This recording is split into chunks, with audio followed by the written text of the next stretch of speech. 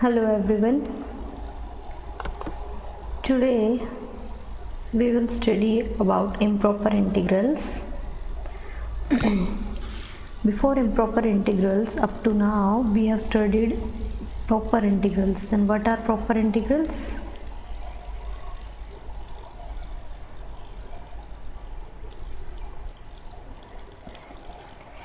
Say we have integral a to b g of x dx.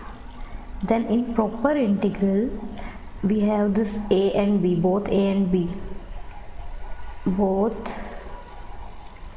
and b must be finite, and this function gx is bounded in this interval a to b में. Proper integrals में क्या होता है, आपके पास आपका ए और B जो limit है इंटीग्रेशन की वो दोनों फाइनाइट होनी चाहिए, और आपका फंक्शन जिस फंक्शन का आप इंटीग्रेशन करने वाले हैं वो उस इंटरवल के अंदर बाउंडेड होना चाहिए. तो ये प्रॉपर इंटीग्रल होते हैं. तो अब इम्प्रॉपर इंटीग्रल्स देखिए. इम्प्रॉपर इंटीग्रल की डेफिनेशन क्या रहेगी कि कोई इंटीग्रल है a to b f d x. Okay, ऐसा है कोई आपके पास इंटीग्रल है, तो इसमें या तो b इनफाइनाइट बन जाए या a इनफाइनाइट हो आपके पास, या आपका ये जो फंक्शन है ये अनबाउंडेड हो जाए इस closed interval a to b interval के अंदर. दिस फंक्शन f कहीं ना कहीं किसी ना किसी पॉइंट पे इस इंटरवल के किसी पॉइंट पे ये इनफाइनाइट बन रहा हो, मतलब अनबाउंडेड हो. तो ऐसे इंटीग्रल्स को हम इम्प्रॉपर इंटीग्रल्स कहते हैं. ओके, तो इसके एग्जाम्पल्स हैं. Say example is integral 0 to infinity dx over say x square plus 1. ये इम्प्रॉपर इंटीग्रल है बिकॉज एक लिमिट इसकी इनफाइनाइट बन गई. या हमारे पास कोई एग्जांपल से minus infinity to 7 dx over x plus 5. Okay, और से एक्स स्क्वायर प्लस 5. या ये भी हमारे पास improper integral because of minus infinity in the limit. यह है आपके पास minus infinity to infinity d x over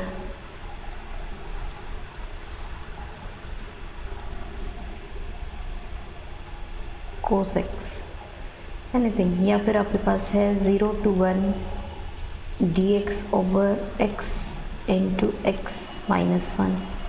this is also an improper integral. किसकी वजह से, देखिए 0 और 1 तो लिमिट तो दोनों फाइनाइट हैं इसके अंदर, इसकी वजह से ये इम्प्रॉपर इंटीग्रल नहीं है. This is an improper integral because हमारा इस केस में फंक्शन क्या है, एफ ऑफ एक्स हमारा इस केस में कितना है 1 over x into x minus 1.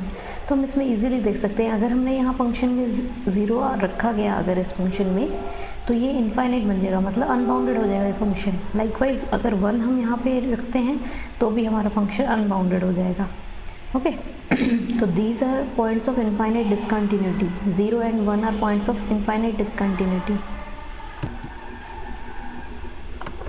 एक और एग्जांपल हम देखते हैं. से हमारे पास है 0 to 1 d x over x minus 1/2.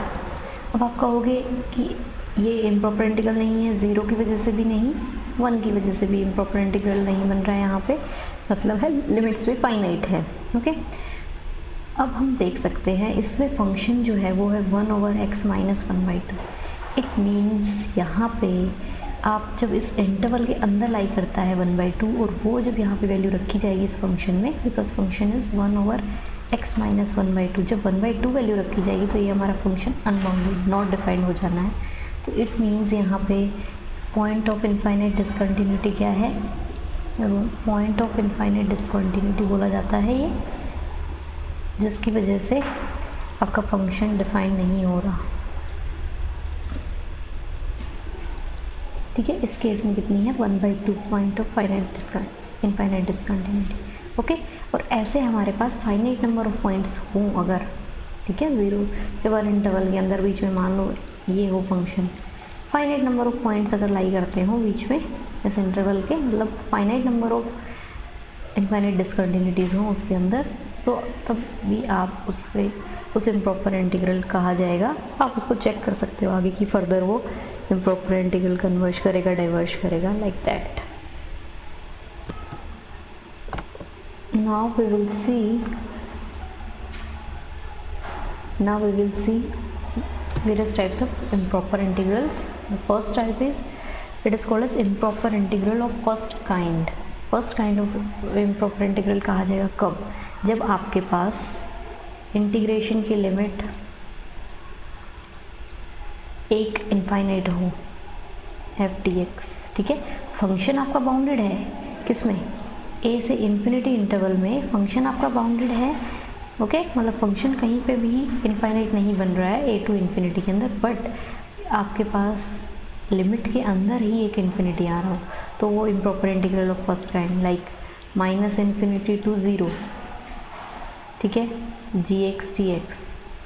तो अब माइनस इन्फिनिटी टू ज़ीरो के अंदर जी एक्स फंक्शन आपका बाउंडेड है, बट इम्प्रॉपर इंटीग्रल है because of infinite in the limit. तो इस तरह के इम्प्रॉपर इंटीग्रल या फिर दोनों में आ जाए, से minus infinity to infinity h x d x, इस तरह का इंटीग्रल आ जाए आपके पास। तो ये सारे improper integral of first kind है। अब सेकंड काइंड के इम्प्रॉपर इंटीग्रल कब रहेंगे? जब आपके पास आप पॉइंट ऑफ इनफाइनाइट डिसकंटिन्यूटी हो। पॉइंट ऑफ इनफाइनाइट डिसकंटिन्यूटी कब कहा जाता है?